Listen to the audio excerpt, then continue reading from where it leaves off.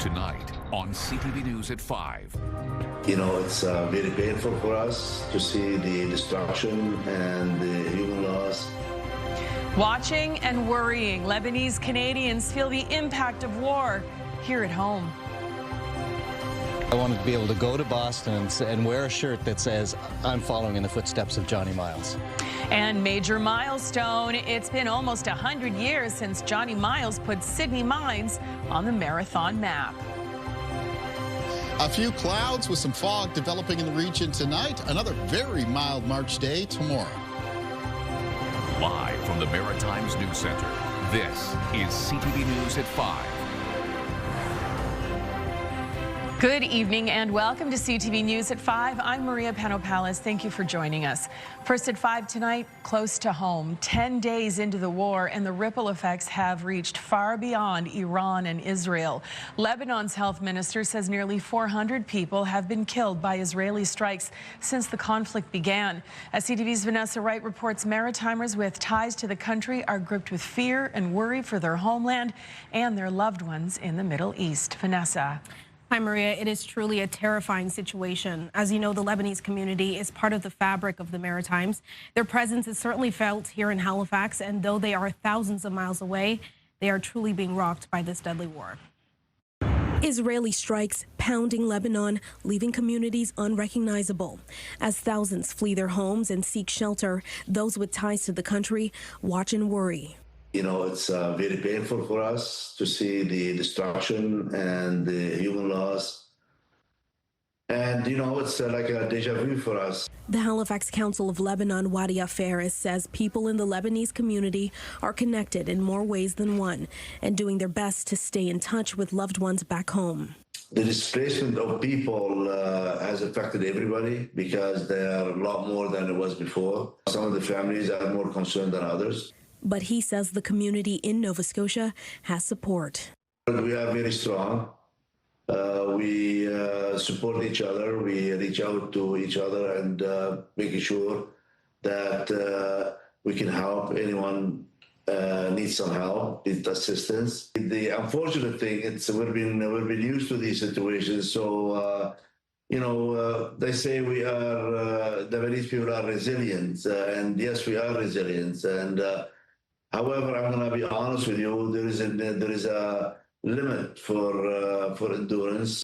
Prime Minister Mark Carney offering his support for the beleaguered, saying in part, Canada is a longtime partner of Lebanon and stands in solidarity with its government and people, as Lebanon has unwillingly been drawn into the current conflict in the Middle East. In the meantime, Faris hopes the support is backed with action. Well, definitely we call up on our federal government and our province government you know, to do whatever is possible to put the pressure that they can to stop, try to stop this war and offer the support to our country in Lebanon. We need it to stop. How it's going to be, that's going to happen, I honestly, I can't tell you. Well, Maria, as you can tell, there is still so much uncertainty about what will happen next. It's also important to note a travel advisory is in place, urging Canadians to avoid travel to Lebanon due to the ongoing conflict. Faris says the Lebanese community here has found solace in the support they've received from each other and from fellow Maritimers, Maria. Oh, well, that's nice to hear indeed. Thank you, Vanessa. CTV's Vanessa Wright for us in the news center this evening. We're going to head over to the anchor desk now, where Todd Battis is standing by with, well, another impact of this war. Exactly right, Maria. At 6 o'clock, we'll let you know about the price of a liter of gasoline. It is going up in Nova Scotia again. It's the third time in a week as the province's Energy Board invokes its interrupter clause. The price of all grades of gas will be adjusted just after midnight on Tuesday morning. Significant shifts in the market price, quote, are to blame for all this. We will have the latest at 6 o'clock. NB Power is making its case for a rate increase. It did so at a hearing today in Fredericton. The utility is asking for an almost 5% hike, and they want it by April 1st. The utility board had something to say about that, and CTV's Nick Moore will fill us in at 6 o'clock. This is probably the busiest car wash in the Maritimes, has been for the last few days. A car wash has been set up for vehicles that may have driven through a large fuel spill on Thursday or Friday in Fredericton. Happened on the Vanier Highway and Wisely Road. In that area, roads were closed through the weekend while crews worked to mop up the spill. We'll get an update from the scene tonight at 6 o'clock.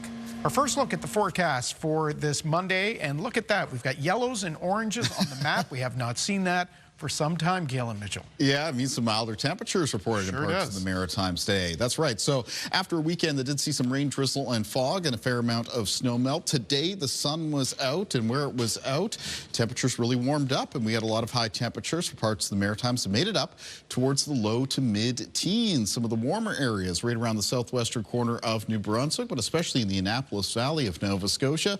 We're at this hour. The weather station located at Greenwood is reporting 15 degrees, and the one at Kentville is also reporting 15. There were some coastal areas today that were held a little bit cooler with some temperatures between around 7 and 11. That is not uncommon this time of the year as we move into spring.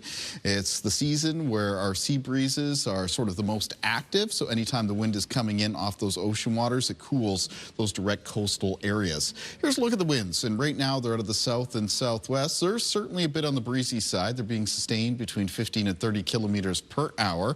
We are getting some gusts reported between 30 and 50. The one a little bit higher right now, the Fredericton Airport at 63 kilometers per hour. The wind gusts will be diminishing as we make our way through tonight.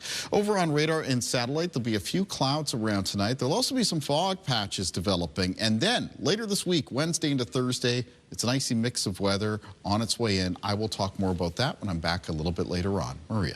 Thank you very much, Kaylin. So a group of Cape Breton women have come together to pay tribute to Rita MacNeil's first album. And as CTV's Ryan McDonald shows us, they also plan to shine a light on the singer's feminist roots and what they mean half a century later.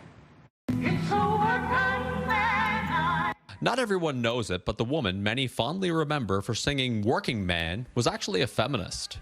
We're doing a tribute show to Rita MacNeil's 1975 album called Born a Woman. It was MacNeil's debut album, and unlike the crowd-pleasing hits she later came to be known for, this was a record full of songs about women's rights. To be born a woman, it would be fine. Your body will be their first concern. Now, more than 50 years later, 13 women are coming together to perform some of those tunes. This side of Rita, this activist side, this feminist side, it's not really talked about, and it's always kind of been a big part of who she was. It was behind the Christmas specials and behind the fame. I definitely wasn't aware of that, but it's not surprising to me. Rachel Colford says growing up in the 90s, she and the rest of the country grew familiar with the gentler and at times shy side of MacNeil, so she's glad to help give a voice to her earlier music and the message behind it. Whoever you are, you know, whatever background you have, you can use your voice, and it's such an empowering thing. She would love this. She really was not permitted to do this and to sing these songs once she had management. Joella Folds first met MacNeil back in the late 1970s and helped bring her home for the first ever International Women's Day concert in Cape Breton. Now she too is performing in the tribute show set for April 10th inside the theater at the Cape Breton Miners Museum. People more broadly will get to understand the full depth of the person that was Rita MacNeil. When I was young, to make my life an interesting one. And appropriately enough, tickets for the show first went on sale on Sunday, which was International Women's Day. Ryan McDonald, CTV News, Sydney. Still making an impact with her voice all these years later. Thank you, Ryan, for that story. Time for our first break here on CTV News at 5. When we come back, though, we're shopping around. People have traveled from Newfoundland, Ontario, Alberta, basically across the country to come here to Halifax and connect directly. 3,000 buyers converged in Halifax for this special expo. How the three-day event boosts local business. Next. Welcome back. A national trade show touched down in Halifax over the weekend, the event's second ever East Coast stop. As CTV's Callum Smith reports, it's a chance for Canadian businesses to get their product to market. This expo is closed to the general public, rather a chance for businesses to connect with other businesses. We have approximately 200 vendors. People have traveled from Newfoundland, Ontario, Alberta, basically across the country to come here to Halifax and connect directly with their important customers. And more than 3,000 buyers signed up to attend the three-day event, like Kimberly Irvin, a boutique owner in Sunnyside Mall. I get a lot of requests for Canadian products by tourists, especially during the summer. While not limiting her business exclusively to Canadian products, she says now is the time to focus on that. We always love to support our local talent and wholesalers from our own country, but right now it seems more important than ever, given the environment. From souvenirs, jewelry, candles, greeting cards, and more for new businesses like this clothing print company in Sydney that's only been around for 1 year, the exposure makes a great opportunity. It's better for us to be part of this event where we don't have to reach out to all the customers. We are seeing new people, and it's not just from like Sydney or Nova Scotia. It's people coming from all other maritime provinces. It's only one of 5 of the Canadian Gift Association's trade shows across the country. Buyers coming to our spring trade shows are often looking to purchase in quantities for upcoming gifting seasons, Mother's Day, Father's Day, Easter, certainly the winter holidays as well. A prime chance for this Toronto-based company showcasing provincial tartans from across the country, as well as some for NHL teams. These shows are very important for businesses like ourselves because we can speak to our buyers, they can touch our products. We do a lot of online as well, but you can't get the same feel because we're very tactile. The event runs until Tuesday. Callum Smith, CTV News, Halifax. Thank you, Callum. I had no idea NHL teams had their own tartan, too. You learn something every day on this show. Some good-looking stuff there. Yeah, absolutely. Okay, so, Kaylin, today was very much giving spring. It certainly was. But this is also one of the toughest things about the month of March. It can change so quickly from days like this and tomorrow to weather that's a little bit colder. And I'll be talking more about that next.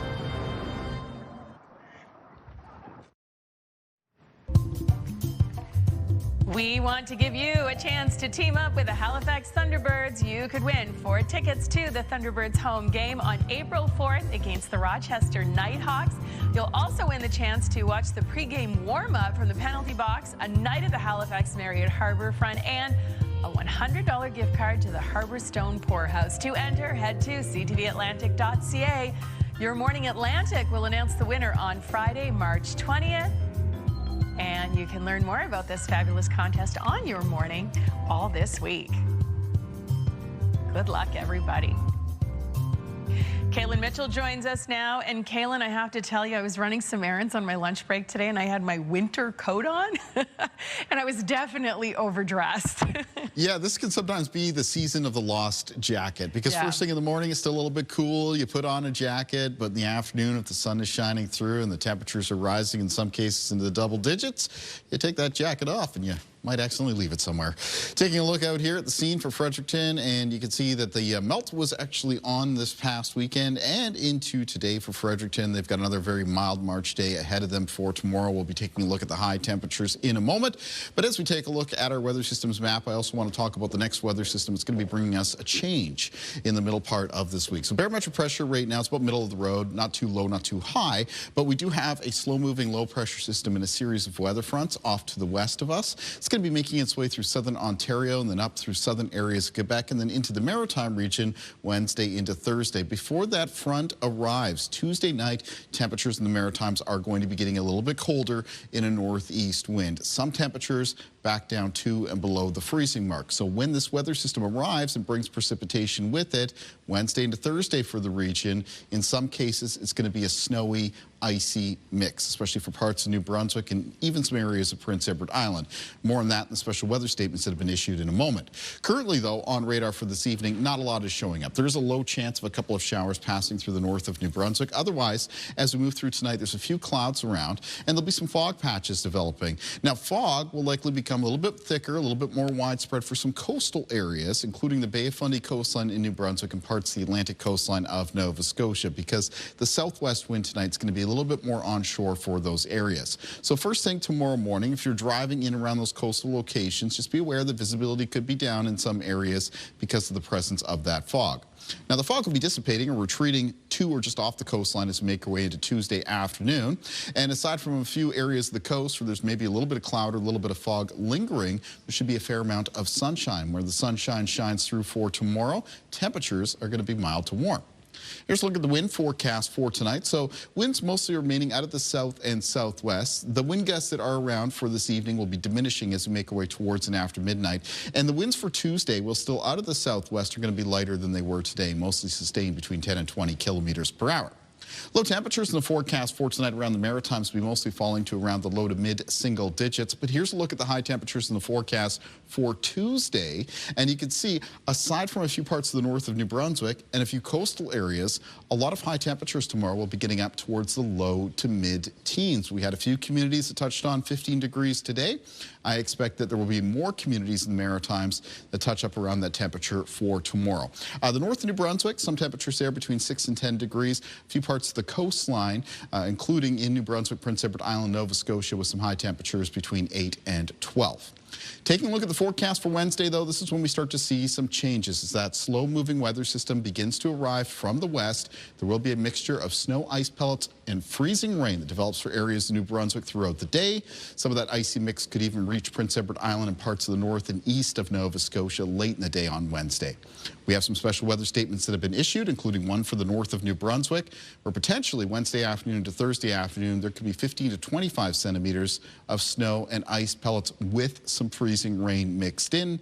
The remainder of New Brunswick, except for the Bay of Fundy coastline, underneath the special weather statement, same period of time, Wednesday afternoon to Thursday afternoon. The potential, though, of 10 to 18 hours of freezing rain.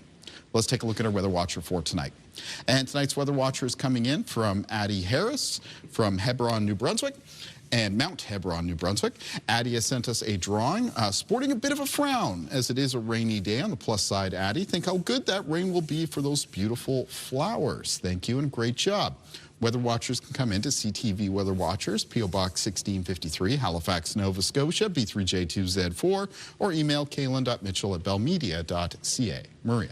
Thank you very much, Kaylin. So Halifax has lost many of its historic buildings in recent years, and now a group is rallying to preserve one in particular. CTV's Paul Hollingsworth has more on why they say this building is so special.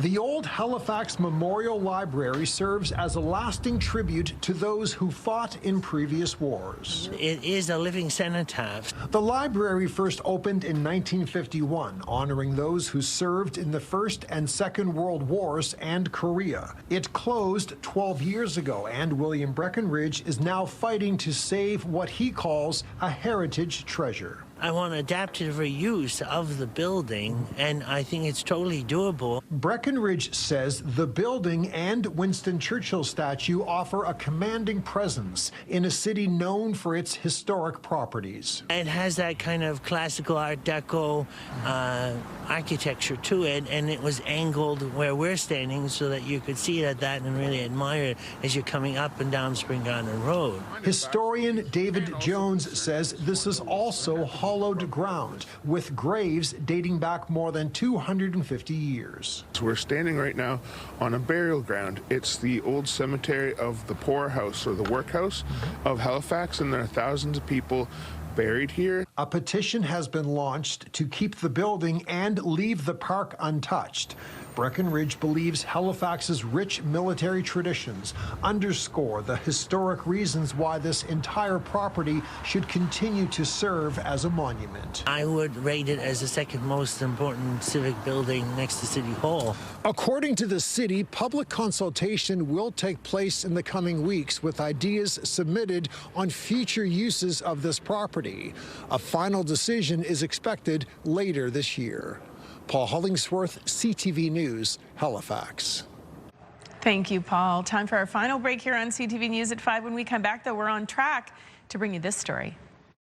I'm Ryan MacNeil in Sydney, where, though I'm not one of them, a contingent of fellow Cape Breton-Boston marathoners are heading down to Beantown next month to celebrate a centennial anniversary of the day that one of our own went to the world's most famous race and became a champion.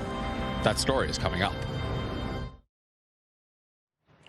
This spring marks 100 years since Cape Breton's Johnny Miles made history and won the Boston Marathon. As CTV's Ryan MacNeil shows us, a big crew of the island's runners are heading to the famed race to follow in his footsteps. The third Monday in April will mark 100 years since this moment, when an unknown kid, to everyone but the people back home in Sydney Mines, of course, came out of nowhere to win the 1926 Boston Marathon. It's been a goal of mine to get to this marathon because Johnny Miles is such a big deal around here. This year, more than a dozen Cape Breton runners, including these four, will mark the centennial of Miles' historic win by heading to Boston and running the race. I wanted to be able to go to Boston and wear a shirt that says, I'm following in the footsteps of Johnny Miles. From the looks of things, he will. These shirts are being ordered for the Cape Breton runners to wear on the Boston course. I mean, it is an amazing feat. Johnny Miles was one of our Nova Scotia's greatest athletes. And much has been done in his hometown to preserve his memory. There's a highway sign, a larger-than-life statue, and annual races in Sydney Mines and in New Glasgow, where Miles lived later in life, that bear his name. It's nearly on par with the Olympics, the Boston Marathon, and so well known. So for us to have someone that's been there 100 years ago, won it, then went to the Olympics in 1928. Then and now, part of the Miles legend is his blue-collar background. He once worked in his father's coal mine and first ran the world's most famous race in a pair of 98-cent sneakers. He would run after the milk cart, and that was his training. T-shirt that his mom sewed a maple leaf on the front of. For years, Bostonians have known Nova Scotia for their Christmas tree, and on April 20th, some of them might once again remember the province's marathoner who came to their city and became a champion. When they see that people are running in the footsteps of someone who has done it in the past, I think they catch on. People who run Boston, they know the history of Boston. And of course, Johnny Miles won Boston a second time in 1929, so in 3 years, no doubt another contingent of proud Cape Bretoners will mark that milestone as well. Ryan MacNeil, CTV News, Louisbourg, Nova Scotia. Thank you very much. Johnny Miles, what a name. Fit for a champ, for sure. You know what's not good for running? Freezing rain. Ooh. And we have some of that headed our way this week. I will update you on that coming up at CTV News at 6. We'll see you and Todd at 6. I'll see you tomorrow. The national news is next. Thanks for watching. Good night.